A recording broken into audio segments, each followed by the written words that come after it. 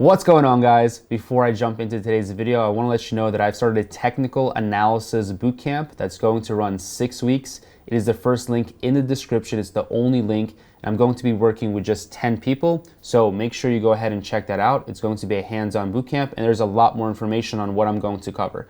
Now, with that being said, let's jump into today's video. I want to talk about several stocks, options, and the technical analysis on those stocks. I'm going to analyze them. I'm going to give you my logic and my thought process of how I use technical analysis, okay? I'm going to be covering 3 different stocks. These stocks are all technology stocks because I think right now playing technology is very interesting. They're very high growth. There's a lot of volatility, and specifically trading the options is very profitable. So let's go into NVIDIA first. So first of all, let's just use RSI. All right, so RSI is a pretty interesting indicator, and you should not use it in and of itself by itself, but if you use it with other technical indicators, then it is a very good indicator to take a look at for the strength of the stock, whether it's falling or if it's overbought or oversold. That's what this indicator is supposed to do. It's supposed to tell you specifically, like for example, if we take a look right now and we look at NVIDIA and it's at 42, 42 is actually not that bad. So basically the stock is going down from 474 down to 425. 42 means that we're not necessarily like oversold, but we're getting into a better territory for a better entry into NVIDIA stock. Now, if this was 80, that means that would be overbought. And we did see that it was around 80 right here, but it had a short-term pullback here because it hit 80.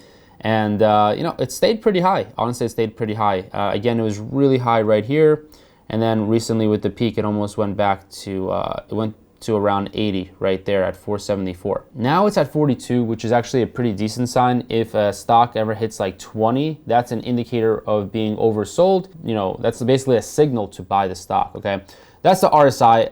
It's very simple, and if it's between 30 and 70, that's pretty normal. If it's above 80, it's like, whoa, this is a stock that you have to sell. And if it's below 20, this is a stock that you have to buy. Okay, that's basically what that indicator is saying. My very favorite indicator is still going to be the Bollinger Band. I've mentioned this over and over many, many times. But if I actually zoom into the 3-month chart right now, you can see that the Bollinger Band is this orange lines here. And what it's trying to say is what is normal statistically. Okay, so if you're a man that's 5'10" and you have a son, your son is going to be about 5'10". Okay, that means that would be at the 0 of the Bollinger Band. Okay, literally 0. All right, if your son is 5'7", that would be 1 standard deviation or 1 Bollinger Band down. Okay, that would be like somewhere around here. This is 2 standard deviations. Okay, like if I go right here, all right, this is 2 standard deviations. 2 standard deviations, for example, in human height would be about 3 inches. Okay, so if you're 5'10", that means your son would be 5'4". It's possible, but it's very unlikely, right? Something probably had to happen. Maybe the nutrition was off, right? Now, on the flip side, if you're 5'10", 6'1", 6'4", would be literally 2 standard deviations on the high end. So that would also be unusual. Your son was significantly taller than you. Now, obviously, that depends on genetics. That depends on your on your spouse. But still, you get the point that with human height, there's a tendency, right? We have an average height of 5'10". All right, I'm the average myself. That's what the Bollinger Band is trying to say. It is what is average, okay? Like if I go to India and I pick out a person, a man on the street, and ask him his income, it's going to be, it depends on the city, but it's going to be $20,000. If that man says $400,000, that's not even 2 standard deviations. That's like 5 standard deviations, okay? That's going to be like really, really unusual, okay? But if I pick someone that's $20,000, that's probably going to be right around the middle. So that's what this Bollinger Band is trying to say. It's trying to say statistically, based on volatility, where's the stock likely to be within? And as you can see right now, that NVIDIA is going towards the bottom of its Bollinger Band. Again, that is fairly unusual. It was at the top, and then it swung back down. So that's pretty interesting in technical analysis terms. It was reaching 80, and then kind of the stock fizzled out, and now it's at 41. So overall, this is a really good indicator, and the Bollinger Band for me basically tells me where I should buy and sell a stock, but also really dictates where I pick my strike prices for my options. So for example, if the stock is this high, and I mean, it has been pretty high, so that's why I have been doing NVIDIA call credit spreads. I mean, you can see right here, I have 2 call credit spreads. So one is at 560, 570. And I went pretty heavy here. Honestly, in my Discord community, I went pretty hard here on NVIDIA. I ended up doing 30 contracts and 40 contracts. So I usually don't do that. I really want to be cognizant of fees, especially for students, because obviously there's fees. And then when you are opening 70 contracts, it's quite a lot of money. But Robinhood, the platform I'm using, again, I'm not biased. I don't really care what brokerage people use. Get that question a lot. It doesn't really matter. A brokerage is a vehicle, gets you from point A to point B. So I don't really mind if you're driving a Toyota, a Honda, or a Ferrari to work. I just want to make sure that you get to work on time, right? If you're an employee or if you're an entrepreneur, I want to make sure you get to your destination. NVIDIA right here is an easy call credit spread. So I did a 560, 570. I also did a 580, 585. This is pretty interesting. Why did I go a $1,000 spread here and a $5 spread here? The fact of the matter is you're always compensated with options. So if you are doing a $500 spread versus a $1,000, there's just pros and cons there, okay? The $1,000, you can lose a little bit more money. You can lose a full $1,000 versus 500. However, it's a little harder to lose that full $1,000 because the stock has to go a bit farther in terms of direction to actually lose that 1,000. So it's always like an even money trade, if that makes sense to you. So basically, let's say that on a $500 spread, you're getting paid $50, for $500 of risk if you're doing a credit spread. You're making 50, you're risking 500. On the $1,000 spread, you may make $90, but you're risking 1,000. And you might say to yourself, well, I'd rather 50 on 500 than 90 on 1,000. But that doesn't really work out that way, because what if I said that the chances of that 50 to 500 is a 10% chance, right? That's a 10% chance of you losing money, right? That's a pretty even trade right there, right? Because if you lose 10% of the time, you would lose that entire 50. So that's even money. You win 9 out of 10, you lose 1, you lose it all, right? In this example. The 90 out of 100, what if I said that it's 50-50? So you only lose once, but then you win 5 times. Or that would actually be $450 and 500, so you'd still be in the negative. But what if I said you win 80% of the time, right? Now all of a sudden you would be fine losing that 1,000 and making that 90, because 8 times the $90 is going to be $720. So you're going to win $720, that many times. So you see how it really depends. Now, obviously, I didn't prepare for this video. I don't really script my videos. I just talk on the cusp. I don't practice because I've been doing this for such a long time and I like to be authentic and transparent, so I don't really prepare things. But even if I give an extreme example and say that you won 99% of the times on that trade of the $1,000 spread, obviously it would be better. So you really want to play around with probabilities and delta. I could talk more about delta if you want a video on that. Just drop me a comment down below. But delta really is obviously important. Now, I'm talking about too many topics here today. Let me go back on the technical analysis topic right now. That's NVIDIA. Now, I also want to talk about Tesla. I just want to do the same thing. Honestly, RSI, I'm going to show one more thing on Tesla. I'm going to do RSI. All right, I'm also going to do the Bollinger Band.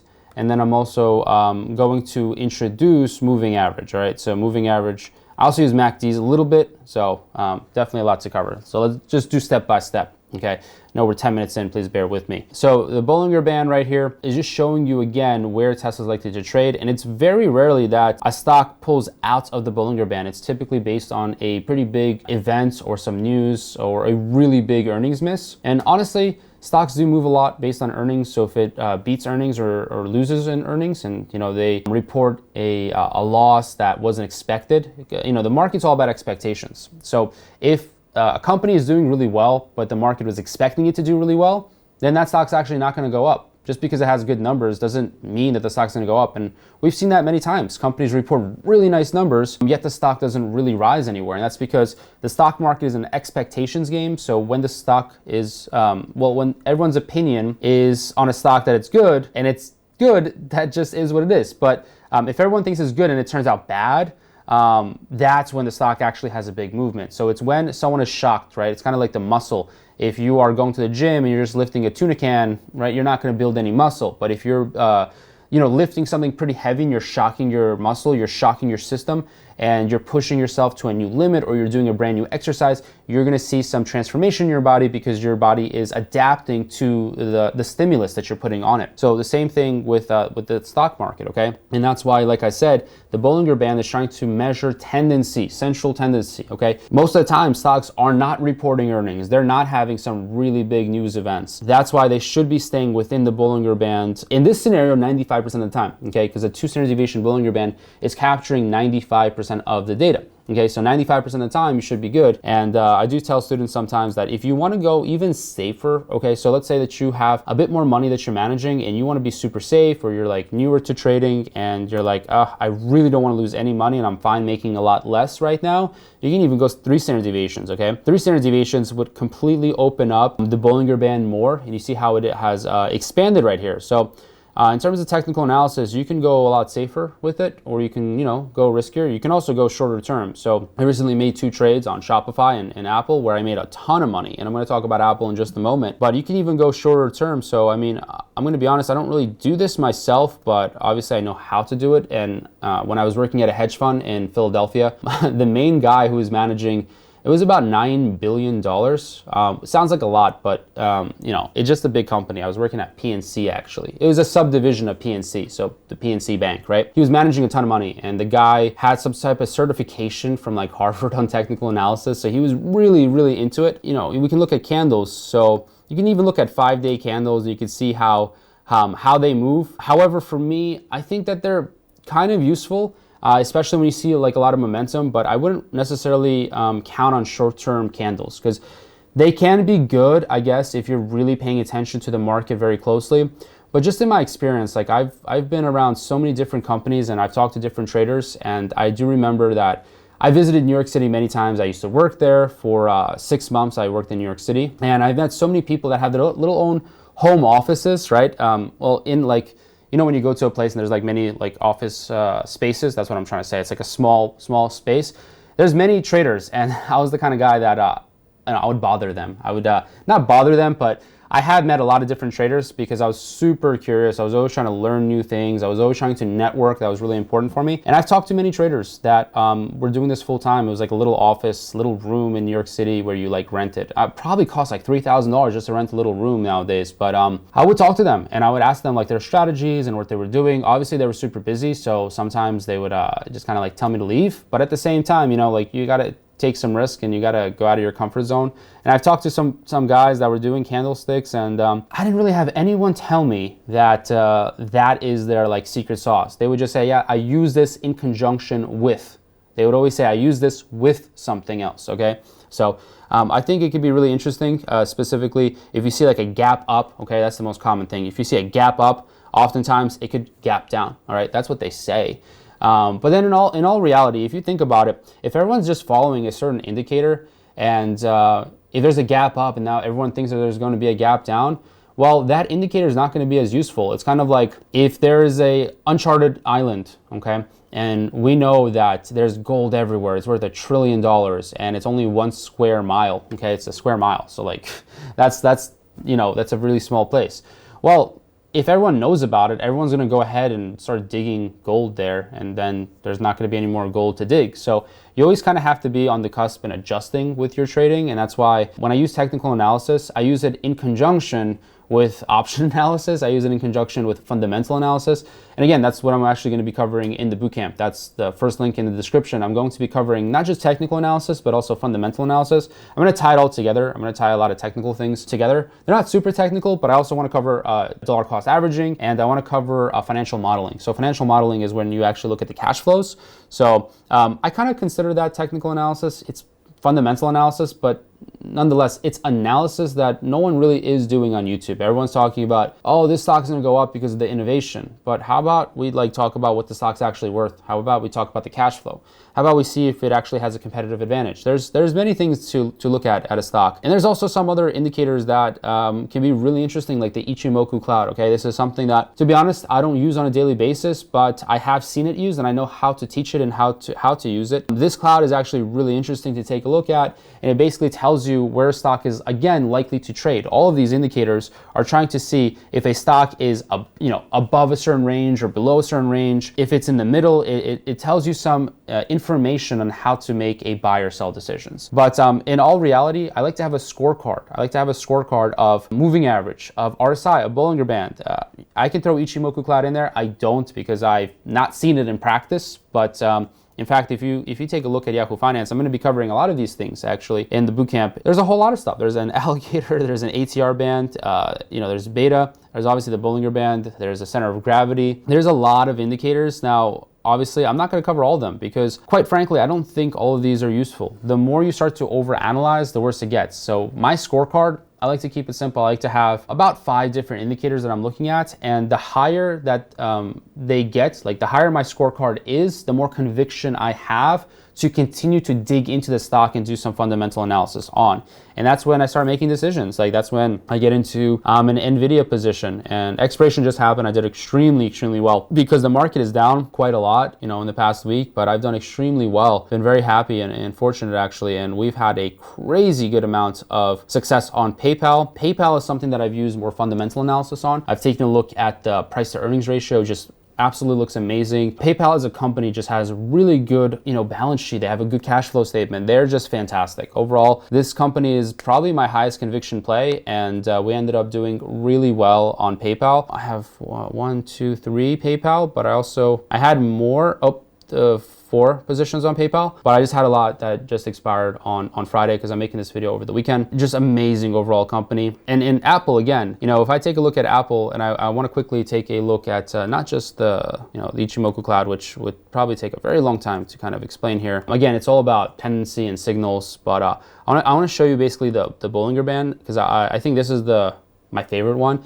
And just overall, Apple has gone very low. I mean, just very low. It had a huge pullback. Now, luckily, I avoided this pullback. I actually avoided it, and I traded it very correctly. And then recently, I just jumped in. I have a whole lot of shares of Apple, a lot of shares. I'm going to show you the position real fast. And a lot of this was based on short-term technical analysis, which again, I'm going to teach. I don't teach it on YouTube because it is kind of, it takes quite a bit, and the video would be like an hour long, and I don't think anyone wants to really watch an hour. It's a little too much detail, and you need a long attention span. The stock has gone down a lot. I have quite a bit of money at the moment in Apple, and my options have all expired, but let me actually show you. Instead of just telling you, let me show you. So on Apple, you can see I've sold puts, I've sold calls, I've sold another put, another call, and I made a really interesting swing trade where I just made the difference here because I was owning Apple and I got out of it because I saw there's a little bit of a breakdown in its technicals. So it went from 182 down to 176. I didn't own it, I sold it. Okay, so you can see it sell first at 182, and then I bought it back in at 176. So on 3,000 shares, that's about $18,000. And along the way, I was also collecting, looks like I made $420 there on a swing trade. I've been swing trading a little bit more lately. All right, so I don't necessarily love swing trading for most people because again, I'm traveling the world. As you can see, I'm filming in a hotel. I've been to Latvia, Sweden, now I'm back in Poland. But I don't like to swing trade often because it does take a little bit more energy and time. I like to trade for consistent, safe, passive, and stable weekly and monthly income. But I'm not gonna lie, swing trading can be really good. And I've done quite well on Apple as well as Shopify. We had a really good trade in the community. Like I made $600 on Shopify.